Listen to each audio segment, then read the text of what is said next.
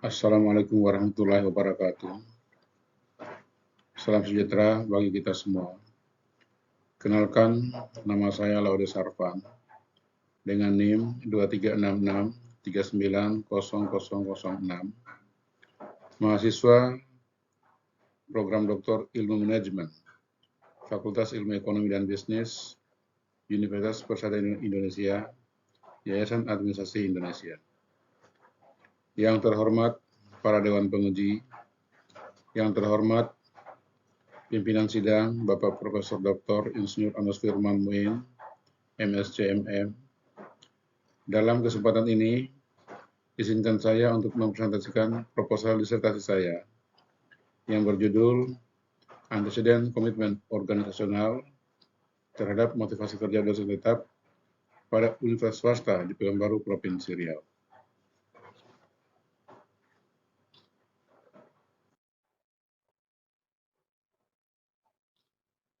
Latar belakang, sumber daya manusia dalam institusi perguruan tinggi memiliki peran strategis dalam mendorong pencapaian visi dan misi institusi, khususnya melalui peningkatan kualitas akademik, penelitian, dan pengabdian kepada masyarakat.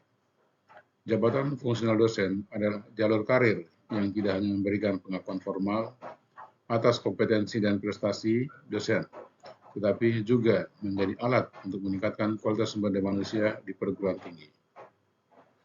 Setiap tingkatan jabatan fungsional membuat tuntutan peningkatan dalam kegiatan akademik dan riset yang pada akhirnya memperkuat kapasitas intelektual dan daya saing institusi.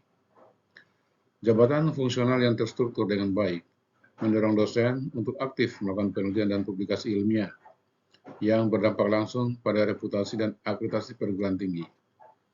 Kualifikasi dosen dalam jabatan fungsional juga menjadi salah satu indikator utama dalam penilaian akreditasi institusi, sehingga semakin tinggi jabatan fungsional dosen, semakin baik akreditasi yang dapat dicapai.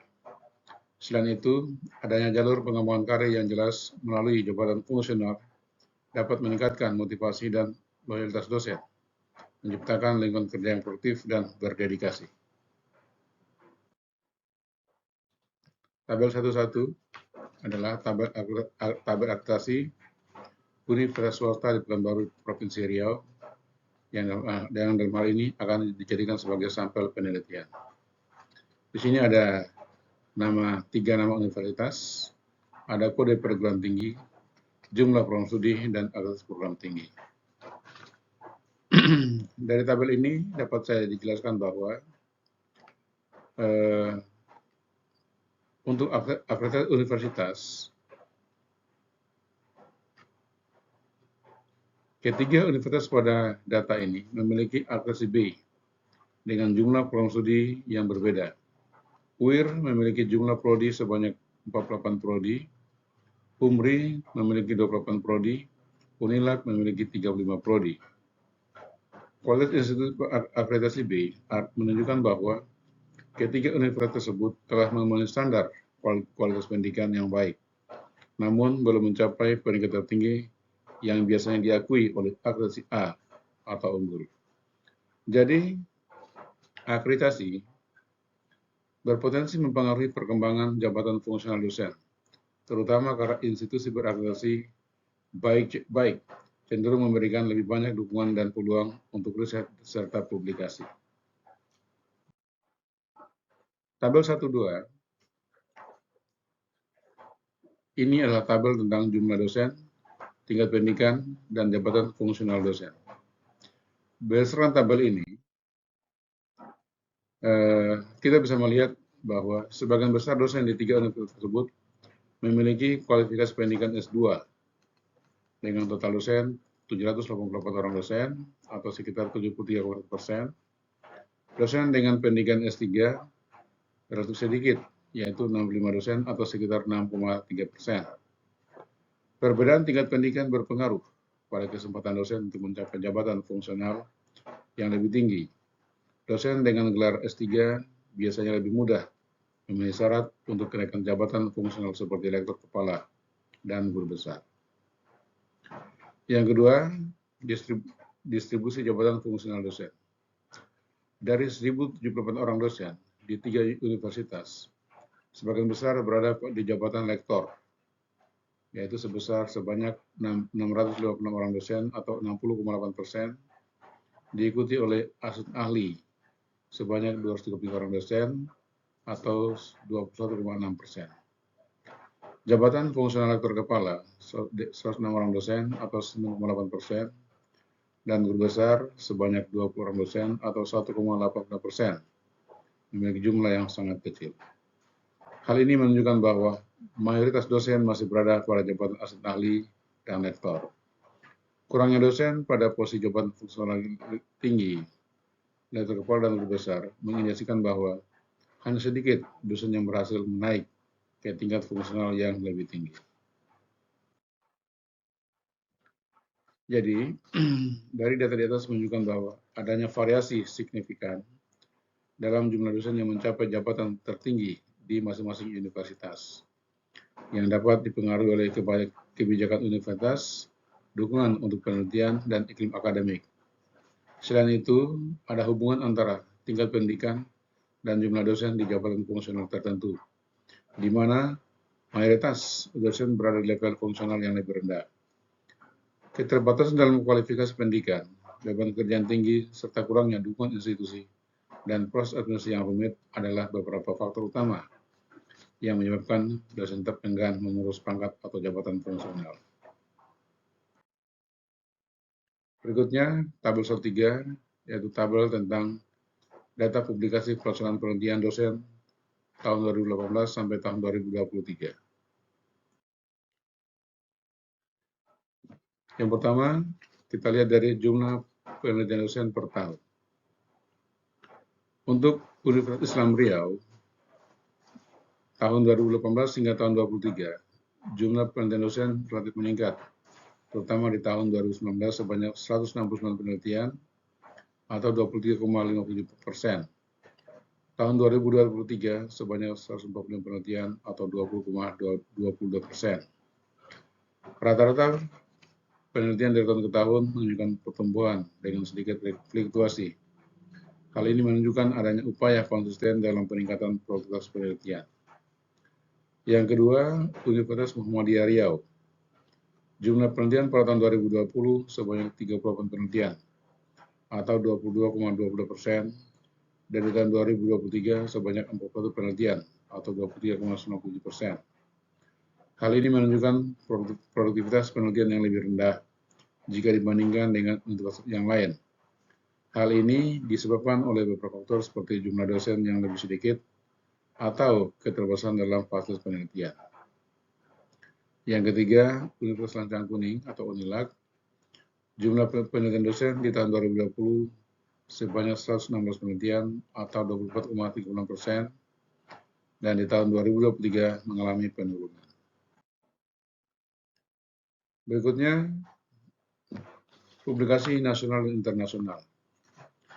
UIR memiliki proporsi publikasi nasional sebesar 70% dan internasional sebesar 20%. Angka ini menunjukkan bahwa sebagian besar publikasi dosen bersifat nasional. Universitas Muhammadiyah Riau memiliki 80% publikasi nasional dan 20% internasional, yang menunjukkan fokus penelitian masih kuat di tingkat nasional dengan penetrasi yang lebih kecil di jurnal internasional. Universitas Lancang Kuning memiliki 70% publikasi nasional dan 22% publikasi internasional. Angka ini sejalan dengan tren pada universitas lain di Pekanbaru, di mana mayoritas penelitian masih dipublikasi di jurnal nasional.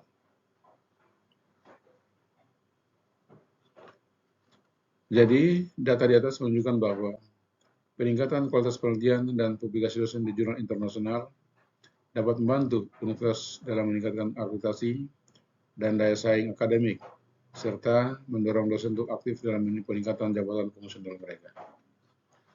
Selanjutnya, berdasarkan hasil survei awal pada ketiga universitas tersebut menunjukkan beberapa temuan. Yang pertama, sebagian dosen memiliki motivasi tinggi dalam aspek kreativitas dan dedikasi. Namun motivasi untuk berpartisipasi dalam kegiatan akademik dan keinginan untuk memiliki kehidupan berada di bawah standar, Rendahnya motivasi dalam aspek ini dapat menghambat peningkatan jabatan fungsional dosen, terutama bagi jabatan yang lebih tinggi seperti rektor kepala dan guru besar.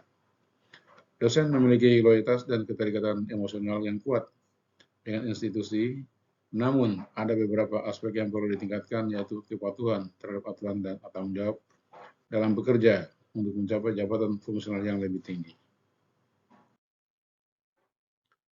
Berikutnya, fokus penelitian.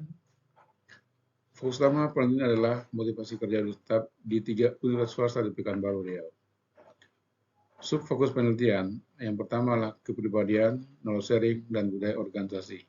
Kemudian komitmen organisasional yang kedua adalah komitmen organisasional. Yang menjadi objek penelitian dalam hal ini adalah yang pertama Universitas Islam Riau, Universitas Muhammadiyah Riau, Universitas Lancang Kuning. Kemudian yang menjadi subjek penelitian adalah seluruh dosen tetap program studi yang mempunyai nomor induk dosen nasional atau NIDN. Identifikasi masalah. Yang pertama, banyak dosen masih enggan atau kurang aktif dalam mengajukan kenaikan pangkat akademik yang berdampak pada pengembangan karir dan profesionalisme mereka. Kepribadian dosen berperan penting dalam menentukan motivasi mereka untuk mengurus pangkat. Beberapa dosen merasa cukup nyaman dengan posisi saat ini, sehingga tidak terdorong untuk mengejar kenaikan pangkat. Proses pengajuan pangkat terkadang membawa risiko penolakan atau konflik dengan kolega dan atasan. Dosen yang cenderung menghindari konflik atau risiko dengan mengajukan kenaikan pangkat. Sebagian dosen kurang proaktif dalam mengurus kenaikan pangkat dan cenderung menunda tugas administratif yang dianggap tidak mendesak atau kurang relevan dengan tugas inti mereka. Berikutnya, beberapa dosen merasa tidak yakin akan kemampuan mereka dalam memenuhi persyaratan kenaikan pangkat atau meragukan nilai kontribusi profesional mereka. Yang keenam, faktor-faktor pribadi seperti kesehatan, keuangan, atau keluarga dapat mempengaruhi motivasi dosen dalam menjalankan tugas tambahan seperti pengajuan pangkat. Kegiatan seperti mengajar, meneliti, membimbing mahasiswa, dan tugas administratif seringkali menyita waktu dan energi dosen, sehingga pengajuan pangkat menjadi kurang diprioritaskan. Pengajuan pangkat terkadang tidak disertai dengan manfaat atau penghargaan yang memadai, sehingga dosen merasa kurang termotivasi untuk berusaha lebih dalam mengurus pangkat. Usaha dosen dalam kegiatan akademik seringkali kurang mendapat apresiasi atau pengakuan, baik dari institusi maupun dari kolega mereka. Hubungan antara kegiatan berbagi pengetahuan dan pengajuan pangkat tidak selalu jelas, sehingga dosen merasa usaha mereka dalam berbagi ilmu tidak berdampak langsung pada karir akademik. Berikutnya, berbagi pengetahuan dan melakukan penelitian memerlukan waktu dan sumber daya yang memadai, yang seringkali sulit diperoleh karena padatnya aktivitas dosen. Nilai dan norma dalam organisasi tidak selalu mendorong dosen untuk aktif dalam pengajuan pangkat, membuat mereka merasa bahwa proses tersebut bukan prioritas utama. Berikutnya, tidak adanya fasilitas atau panduan yang memadai dalam proses pengajuan pangkat menimbulkan kebingungan dan tantangan bagi dosen. Kurangnya semangat kolaborasi dan dukungan antar dosen dapat membuat proses pengajuan pangkat terasa lebih sulit dan tidak menarik. Komitmen dosen terhadap tugas dan kewajibannya dipengaruhi oleh banyak faktor seperti kurangnya dukungan atau penghargaan dari institusi. Dosen seringkali lebih fokus pada tugas-tugas mengajar, membimbing, dan penelitian, sehingga pengajuan pangkat menjadi kurang diperhatikan. Kurangnya panduan yang jelas mengenai persyaratan kenaikan pangkat membuat dosen bingung mengenai apa yang harus diharapkan dari mereka. Berikutnya, beberapa dosen merasa nyaman dengan pusat ini dan tidak merasa perlu untuk meningkatkan pangkat jika tidak ada dorongan atau insentif yang memadai. Kebijakan pendidikan dan perubahan regulasi terkadang mempengaruhi motivasi dosen dalam mengurus pangkat akademik. Beban pekerjaan tinggi dan ekspektasi yang besar dapat menimbulkan tekanan dan stres yang berpengaruh pada motivasi dosen untuk melaksanakan tugas tambahan seperti pengajuan pangkat. Dosen memiliki prioritas pribadi atau profesional lain yang dianggap lebih penting, sehingga pengajuan pangkat tidak menjadi fokus utama.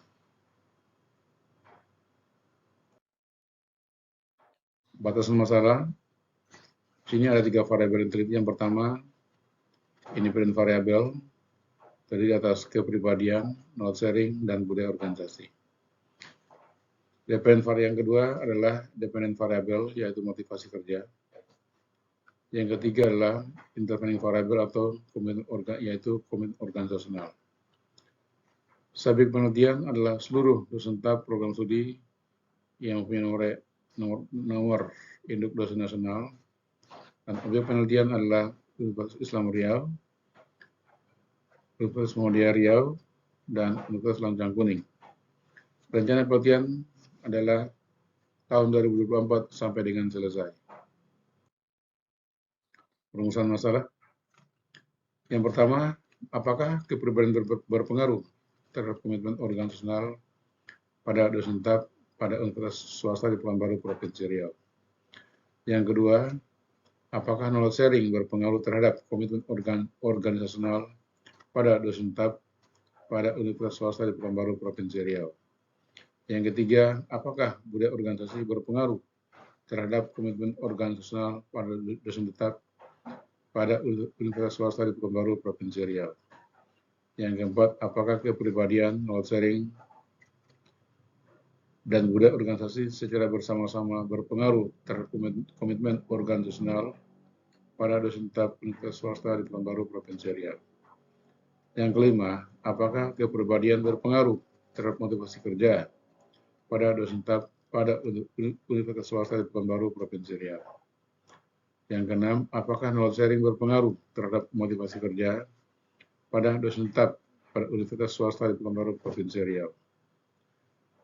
Yang ketujuh, apakah budaya organisasi berpengaruh terhadap motivasi kerja pada dosen tetap pada universitas swasta di Pekanbaru, Provinsi Riau? Yang kedelapan, apakah komitmen organisasional berpengaruh terhadap motivasi kerja pada dosen tetap pada universitas swasta di Pekanbaru, Provinsi Riau? 9. Apakah kepribadian, knowledge sharing, budaya organisasi, dan komitmen organisasional secara bersama-sama berpengaruh terhadap motivasi kerja pada dosen tetap pada universitas swasta di Pekanbaru, Provinsi Riau? Tujuan penelitian yang pertama adalah untuk menganalisis dan menguji pengaruh kepribadian terhadap komitmen organisasional dosen tetap pada universitas swasta di Pekanbaru, Provinsi Riau. Yang kedua, untuk menganalisis dan menguji pengaruh knowledge sharing terhadap komitmen organisasional pada dosen tetap pada universitas swasta di Pekanbaru, Provinsi Riau. Ketiga, untuk menganalisis dan menguji pengaruh budaya organisasi terhadap komitmen organisasional pada dosen tetap universitas swasta di Pekanbaru, Provinsi Riau. Yang keempat, untuk menganalisis dan menguji pengaruh kepribadian, knowledge sharing, budaya organisasi terhadap komitmen organisasional pada dosen tetap pada universitas swasta di Pekanbaru, Provinsi Riau. Yang kelima, untuk menganalisis dan menguji pengaruh kepribadian terhadap motivasi kerja pada dosen tetap pada universitas swasta di Pekanbaru, Provinsi Riau. 6. Untuk menganalisis dan menguji pengaruh knowledge sharing terhadap motivasi kerja pada dosen tetap pada universitas swasta di Pekanbaru, Provinsi Riau. 7. Untuk menganalisis dan menguji pengaruh budaya organisasi terhadap motivasi kerja pada dosen tetap pada universitas swasta di Pekanbaru, Provinsi Riau. 8. Untuk menganalisis dan menguji pengaruh komitmen organisasional terhadap motivasi kerja pada dosen tetap pada universitas swasta di Pekanbaru, Provinsi Riau. 9. Untuk menganalisis dan menguji pengaruh kepribadian, knowledge sharing, budaya organisasi, dan komitmen organisasional terhadap motivasi kerja pada dosen tetap pada universitas swasta di Pekanbaru, Provinsi Riau. Kegunaan penelitian, yang pertama ada aspek teoritis, yang kedua aspek praktek. Untuk aspek teoritis, yang pertama, penelitian ini berguna dan bermanfaat dalam memperkaya teori-teori manajemen sumber daya manusia. Aspek praktek, hasil penelitian dapat digunakan sebagai dasar untuk mengembangkan kebijakan institusi dalam hal pada dosen tetap pada Universitas Swasta Pekanbaru Provinsi Riau. Yang kedua, peningkatan kualitas pengajaran dan penelitian. Yang ketiga, pengembangan karir dosen. Yang keempat, peningkatan kualitas manajemen organisasi. State of the art. State of the art dalam usulan ini, program ini adalah terdiri dari antecedent, kepribadian, knowledge sharing, budaya organisasi, dan konsekuensinya ini pada komitmen organisasional serta implikasinya kepada motivasi kerja dosen tetap pada Universitas Swasta di Pekanbaru Provinsi Riau. Novelty-nya yang pertama, model analis dan kerangka konseptual yang dikembangkan dalam penelitian ini berbeda dengan penelitian terdahulu. Pada penelitian ini, model analisis menggabungkan pengaruh kepribadian, knowledge sharing, budaya organisasi, dan komitmen organisasional terhadap motivasi pada dosen tetap pada Universitas Swasta di Pekanbaru Provinsi Riau. Belum ada model analisis dalam penelitian terdahulu yang menggabungkan seluruh variabel tersebut secara simultan. Yang kedua, penentuan dimensi dan indikator setiap variabel dalam penelitian ini merupakan hasil sintesis dari penelitian terdahulu sehingga memunculkan kebaruan atau novelty penelitian. Berikutnya tinjauan pustaka. Yang pertama ini ada grand theory, yaitu teori manajemen oleh James Stoner dan dalam Suhardiwarno dan Handoko. Yang kedua ada middle theory, yaitu MSDM Dessler 2017, kemudian Prof. Organisasi Sudrajat 2021. Yang ketiga, applied theory, motivasi kerja, komitmen organisasional, kepribadian, knowledge sharing, dan budaya organisasi.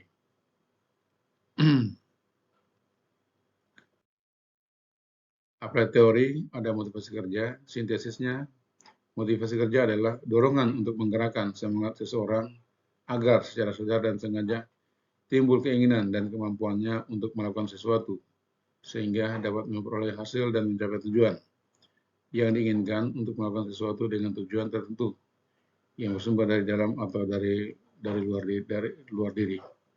Dimensinya, kebutuhan akan prestasi, kebutuhan akan afiliasi, kebutuhan akan kekuasaan. Komitmen organisasional adalah sintesisnya adalah sesuatu yang membuat seseorang membulatkan hati, bertekad, berjerih payah, berkorban, dan bertanggung jawab demi mencapai tujuan dirinya dan tujuan organisasi atau perusahaan yang telah disepakati atau ditentukan sebelumnya. Dimensinya yang pertama, komitmen afektif, komitmen berkelanjutan, komitmen normatif. Kepribadian sintesisnya adalah ciri dari seseorang berupa pikiran, perasaan, dan tingkah laku yang membedakan orang yang satu dengan yang lain dan tidak berubah lintas waktu dan situasi yang terdiri atas perpaduan sikap, sifat, pola pikir, emosi, dan nilai-nilai yang mempengaruhi individu tersebut agar berbuat sesuatu yang benar sesuai dengan lingkungannya. Dimensinya neurotikis, extraversion, agreeableness, conscientiousness, kemudian knowledge sharing. Sintesisnya adalah proses untuk memberikan dan menyebarkan pengetahuan, ide, pengalaman, atau skill dari seseorang, baik dalam departemen, organisasi, institusi, atau perusahaan yang terjadi di antara orang-orang, teman, rekan kerja, keluarga, komunitas, atau di dalam atau antar organisasi untuk menciptakan dasar kebutuhan. Dimensinya, knowledge donating dan collecting. Berikutnya, budaya organisasi, dimensinya adalah, sintesisnya adalah, pola yang dapat mempengaruhi kinerja organisasi, baik secara positif maupun negatif, melalui nilai, keyakinan, sikap, norma, dan aturan yang dianut oleh anggota-anggota suatu organisasi, dan yang menentukan cara mereka berinteraksi satu sama lain dan dengan cara anggota berperilaku dan merespon lingkungan. Dimensinya kesadaran diri, keagresifan, kepribadian, performa, orientasi tim. Kerangka pemikiran dan hipotesis seperti ini. H1, kepribadian berpengaruh terhadap komitmen organisasional dosen tetap dalam mengurus jabatan fungsional pada universitas swasta di Pekanbaru, Provinsi Riau. Hipotesis 2, knowledge sharing, berpengaruh terhadap komitmen organisasional dosen tetap dalam mengurus jabatan fungsional pada universitas swasta di Pekanbaru, Provinsi Riau. Hipotesis 3, budaya organisasi berpengaruh terhadap komitmen organisasional dosen tetap dalam mengurus jabatan fungsional pada universitas swasta di Pekanbaru, Provinsi Riau. Hipotesis 4, kepribadian, knowledge sharing, dan budaya organisasi secara bersama-sama berpengaruh terhadap komitmen organisasional dosen tetap dalam mengurus jabatan fungsional pada universitas swasta di Pekanbaru, Provinsi Riau. Hipotesis 5, kepribadian berpengaruh terhadap motivasi kerja dosen tetap dalam mengurus jabatan fungsional pada universitas swasta di Pekanbaru, Provinsi Riau.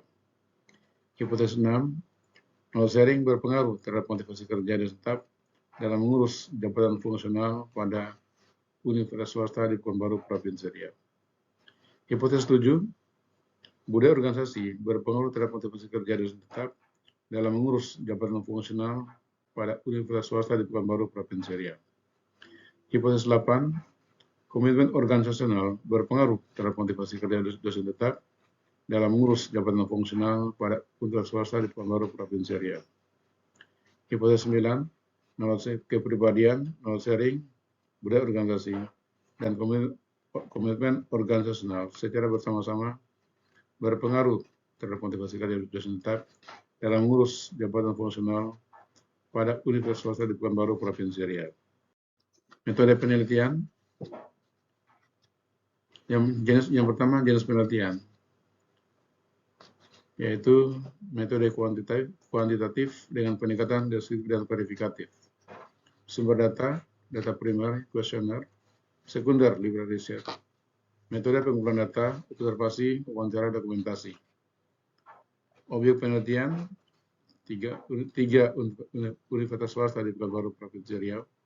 Populasinya seluruh dosen tetap program studi yang mempunyai NIDN di 3 universitas sebanyak 1.078 orang.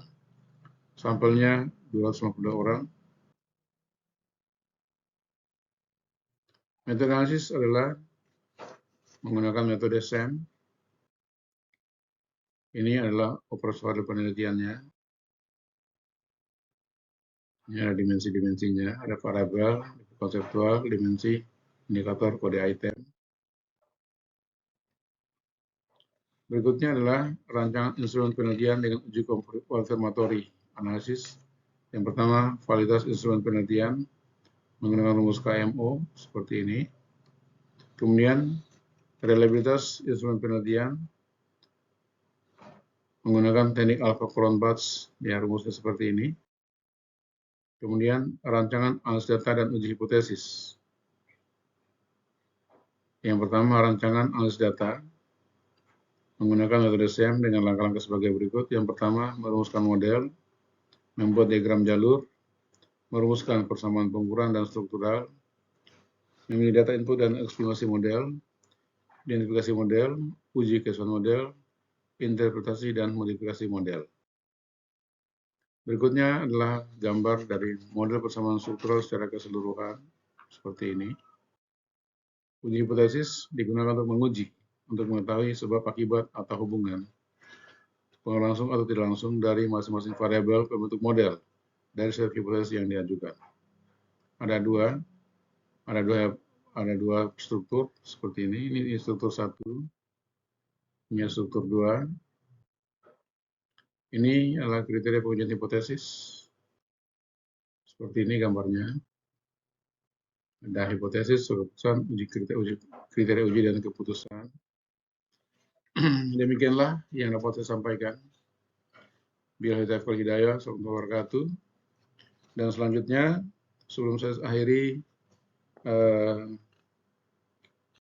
saran dan masukan dari Dewan Penguji sangat saya harapkan sehingga